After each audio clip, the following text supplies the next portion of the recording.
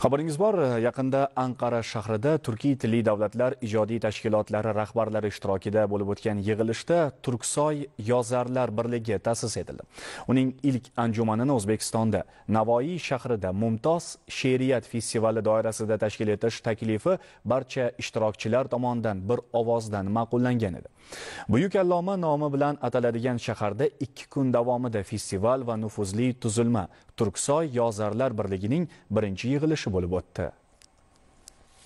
Ushbu nufuzli festivalning ulug' mutafakkir shoir Alisher Navoiy nomi bilan atalgan shaharda o'tayotgani alohida ramziy ma'noga ega.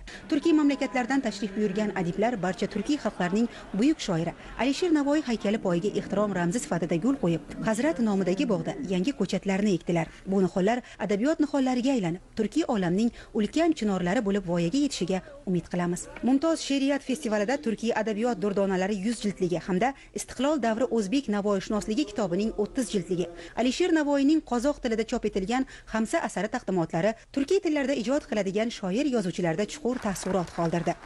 Turk adabiyotning antologiyasini Turk adabiyoti antologiyasining 100 jildligi chiqqani katta voqelik. Boshqa hech bir turk mamlakatida bunday kitob chop etilmagan. Unda birinchi O'zbekiston haqida yozilgan, 10 jildi esa Qozog'istonga bag'ishlangan. Antologiyada bizning buyuk yozuvchilarimiz, oqinlarimiz Abay, Jambul, O'ljas Sulaymonov, Anvar Alimjonov va boshqa shoirlarimiz haqida yozilgan. Bugungi kunda eng sara va kerakli mumtoz asarlar joy olgan. Mazkur kitoblarni barcha turkiy davlatlarda tarannum etish kerak. 100 jildli turkiy adabiyot durdonalarining chop etilishi prezidentingiz Shavkat Mirziyoyevning adabiyotni qo'llab-quvvatlayotganligi va katta e'tibor berayotganidan dalolatdir. Adabiyot degani bu ta'lim, tarbiya, odamiylik va ezgulikni anglatadi. Shuning uchun adabiyotga kiritilgan sarmoya odamlarning, millatning kelajagiga qilingan investitsiya deb hisoblash mumkin. O'zbekistonning prezidenti Shavkat Mirziyoyevdan O'zbekiston Respublikasi Prezidenti Shavkat Mirziyoyev tashabbusi bilan turk adabiyotiga bag'ishlangan 100 jildlik antologiyaning chop etilishi bugungi uchrashuvimizga turtki bo'ldi. Uning 10 jildligi esa qirg'iz adabiyotiga bag'ishlangan.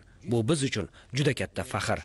Festivalning maqsad va vazifalari mamlakatlar o'rtasida adabiy aloqalarni yanada rivojlantirish va chuqurlashtirishdir. Shuningdek, turkiy xalqlar mumtoz she'riyatini xalqaro miqyosda o'rganish va targ'ib qilish. Qolaversa, turkiy mumtoz she'riyatni qardosh tillarga badiiy tarjima qilish muammolarini muhokama qilish, adabiyot sohasida xalqaro hamkorlikni yanada rivojlantirishdir. Adabiyot, she'riyat va do'stlik bayramida o'zining yorqin va betakror iste'dodi, dunyoga mashhur badiiy asarlari, serqirra ijodiy va ijtimoiy faoliyati bilan turkiy xalqlar, jumladan O'zbekiston va Ozarbayjon o'rtasidagi azaliy do'stlik va qardoshlik munosabatlarini mustahkam